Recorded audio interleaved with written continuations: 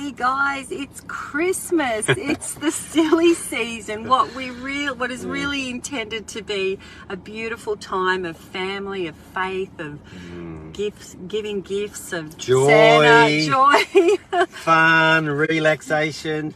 All that stuff can end up feeling like you're in the midst of a silly season. Well, we just cut out there for a sec.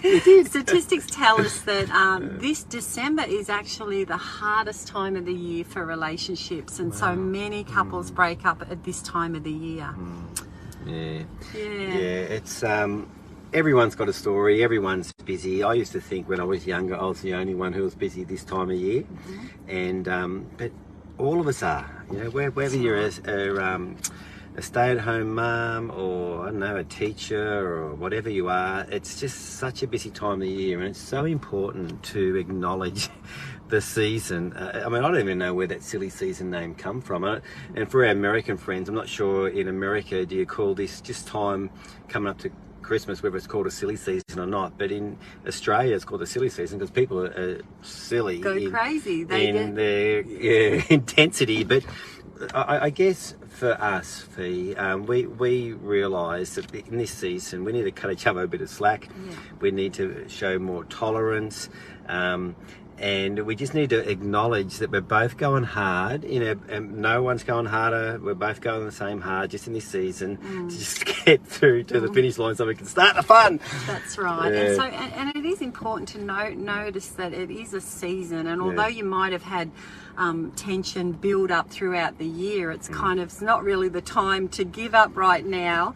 You might need help after Christmas, but one of the things that I think is really important in times when there is a lot of tension is to over communicate. You know, so if Rick was to come home from work and he'd had a crappy I did day. that last week.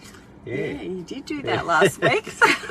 Had a bad week. And if he was to really dump all his stuff on me or take it out on me, you know, the pressure or the tension that he was feeling, then I'm going to feel I'm going to feel offended, and then that's the beginning of an argument. Whereas if you over communicate and just say, hey, babe, I've had a really, really bad day. You know, look, just give me half an hour. I just need to go and sit. I'm going straight to bed or whatever. That's what I said last week. I had a bad day. If he come home, I come home, I said, I think I'll have an early night.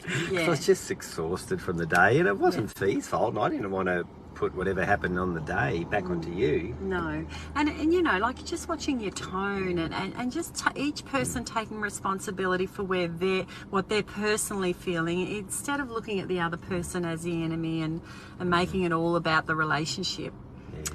So guys, it is a busy time of the year. We know it puts tremendous pressure on relationships, and we want to encourage you guys to cut each other some slack and just communicate, because it will pass, and it's supposed to be a joyous and happy, fun time of year. So we want to wish you all the best for Christmas. We are believing and praying that 2023 is going to be a great one for you and for us. And so take care, guys, and enjoy the season, and just remember that your partner's not the enemy, they're your bestie.